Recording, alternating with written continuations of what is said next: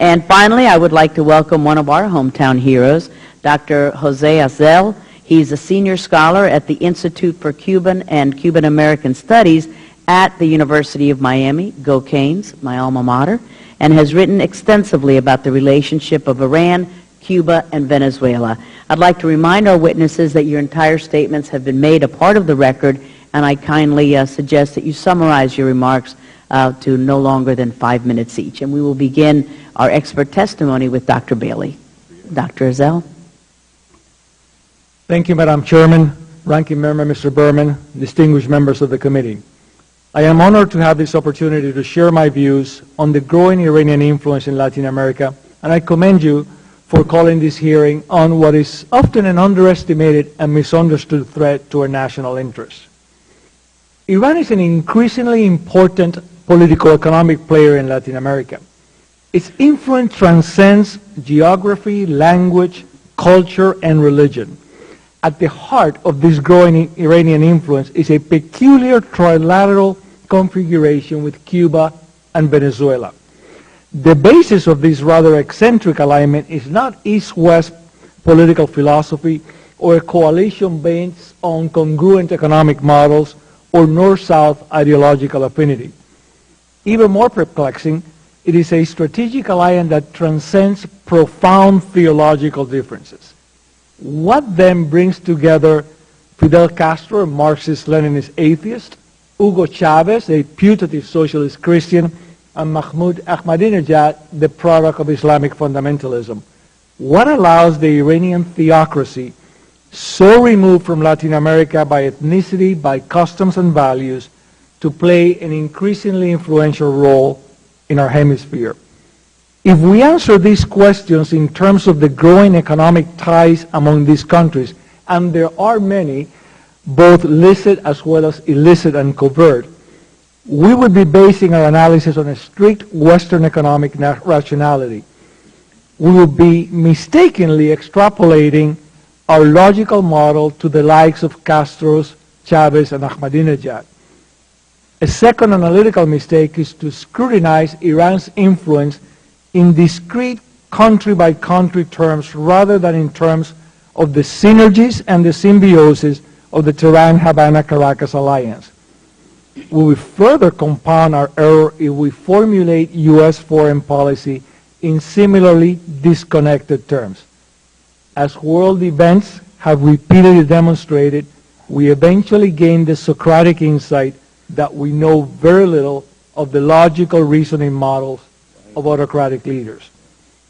Although it may seem that way to us, these countries do not follow an irrational foreign policy. The analytical challenge for the United States is to understand in our cultural milieu actions arising in another.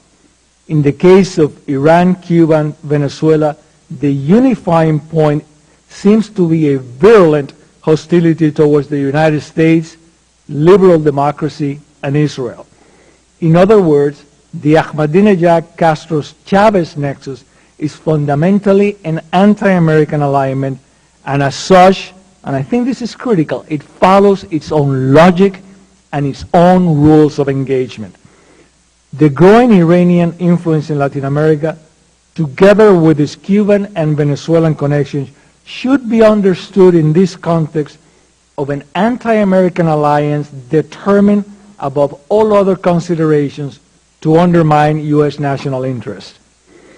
Cuba and Venezuela have become the most strident defenders of Iran's nuclear ambitions, and the three countries have formed a strategic partnership to evade UN and U.S. economic sanctions. Moreover, Cuba's sophisticated intelligence and counterintelligence capabilities are reportedly shared with Iran and Venezuela.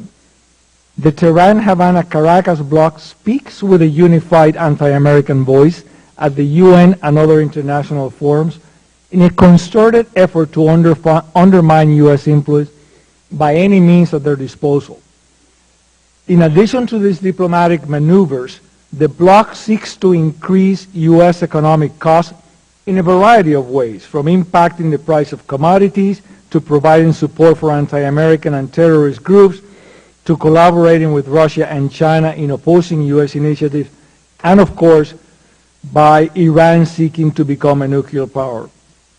It is within the realm of the possible that should Iran succeed in deploying and developing its nuclear capabilities, Venezuela may seek deployment on its own territory.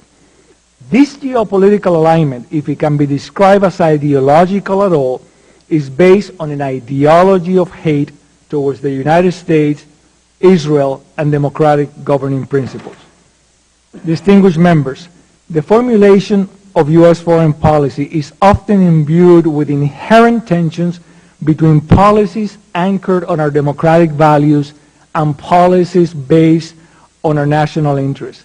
In this case, a rare congruence exists for clarity of purpose in a coordinated U.S. foreign policy that blends our support for democratic values with our national security concerns.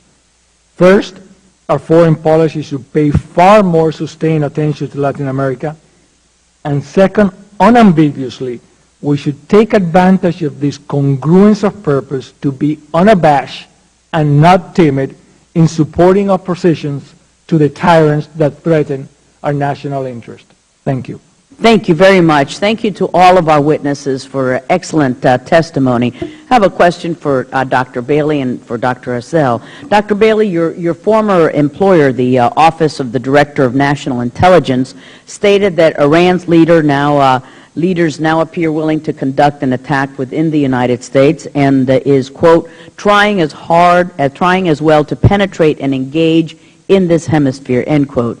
Do you agree with Director Clapper's assertions, and does Iran have the capabilities and the interest to use countries in Latin America as a platform to launch attacks against us here in the U.S.? And Dr. Azel, for you, your prepared testimony, you say that the foundation of the Iran-Cuba-Venezuela relationship is an anti-American alignment.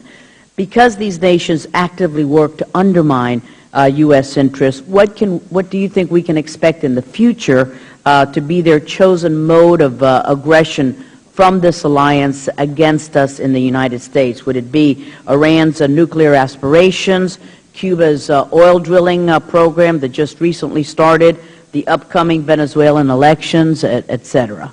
So Dr. Bailey, we'll start with you. Thank you very much for the question, Madam Chair. Yes, Iran certainly has the desire, and it is increasingly has the capability of threatening the United States in the Western Hemisphere. Several of these events have been, or these possibilities have been mentioned. I would also add the threat to the Panama Canal, to close the canal. They have been talking, of course, about closing the Straits of Tiran for some time. But they have the capability to close the Panama Canal. That is clearly a threat to the United States. The recent discovery of a plot of a cyber attack against the United States, which resulted in the expulsion of the Venezuelan consul in Miami, and simply the fact that the Venezuelan government now issues passports and Venezuelan identity documents freely to Iranian agents in the Western Hemisphere, permits them to travel wherever they want and within the hemisphere, and including across the border into the United States, as has been very extensively documented. Thank you, Madam Chair. Dr. Azel?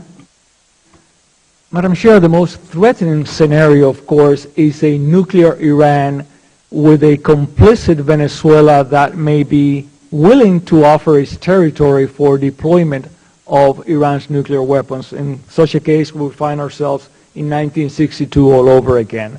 But in addition to that scenario, these countries are continuously using their influence in all the international forums to undermine U.S. influence everywhere and to increase our operating costs, whether it be by impacting the price of commodities or anything else. I am also particularly concerned with the sharing of intelligence, as we do No, Cuban intelligence and counterintelligence capabilities are exceptional, and they are reportedly sharing all that information with Iran. That is a very threatening scenario. Thank you. If you want to make it real quick, Mr. Azel. Yeah, Well, absolutely. Go ahead, Mr. Braun. It's Yeah. only the point that I try to develop that if we look for logic in these regimes, we're not going to find logic as we understand logic. This is about odium. This is about hate for the United States and democratic governing principles. Let us recall, for example, that in 1979, with the victory of the Islamic Revolution, Fidel Castro abandoned his long-term support for the Communist Party in Iran and embraced the Ayatollah Khomeini at that time. In his mind, the anti-Americanism of the Ayatollah trumped his anti-communist philosophy. So my point is simply that we should not look for the kind of logic that we employ in our analysis. Okay. Let me ask Dr. Bailey and Dr. Azel. I've seen media reports that indicate Hezbollah has possibly set up a base in Cuba. What is the nature of these reports, and any potential nexus between Havana, Tehran, and Caracas, and the impact it could have on U.S. national interests? I'll start with Dr. Azel. Well, there are, of course, numerous reports of training bases in Cuba that have aided the terrorist networks. There are also substantiated reports of Cuban scientists helping with chemical plants in Tehran, for example. So that there is really a network of things that we can point out with a specificity. My concern is when we look at these things is, do we have the right analytical framework?